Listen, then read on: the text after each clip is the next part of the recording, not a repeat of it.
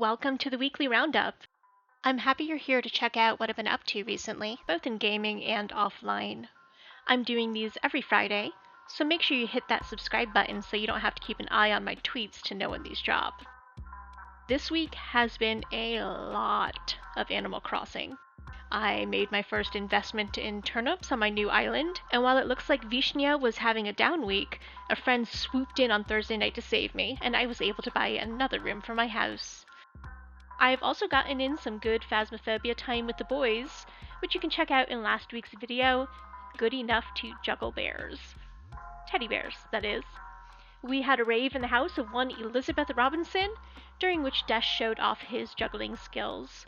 There was also some amazing character development on Trip's part, as he saved my life during one very tense Maple Lodge campsite visit. I finally pushed past a small roadblock in Final Fantasy XIV. I needed to do a dungeon to progress, and I just didn't feel like it. And then days went by, and I still didn't feel like it. Then weeks went by, and I thought, I can't subject a pickup group to my rusty ass tanking. And the next thing you know, I hadn't made any progress in over a month because I needed to play what ended up being a really simple dungeon. So now I've pressed through to the final thing standing between me and Shadowbringers. Another dungeon. I spent a couple of nights this week playing Back 4 Blood with the crew, and I'm starting to debate whether I should swap away from Holly.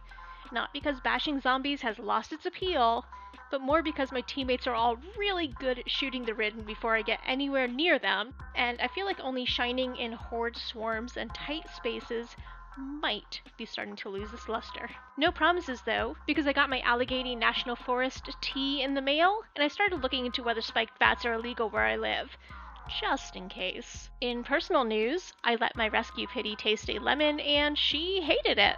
I played in my bi-weekly Blades in the Dark group and had a blast. If you're interested in tabletop gaming with a criminal flair and no crunchy dice roll mechanics, you might want to check it out too. I'm part of 2 groups with 3 different characters right now, and I can honestly say that every session has its unique flavor of rogue storytelling that I love.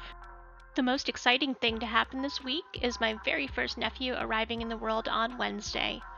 All my love goes to my sister and her family, and I am ready to play the role of off-kilter aunt. I'm embarking on a new project with a longtime friend of mine, a podcast about our decades of experience in MMOs. We're calling it Rest XP. Our goal is to create conversation that's friendly, mature, and sometimes nostalgic about shared RPG spaces. We'll talk about what we've enjoyed, what we've disliked, and what we've experienced, for better and for worse, but never with sensationalism or cruelty taking center stage. You can find links to Rest XP social media down in the description, and I'd love to have you follow along.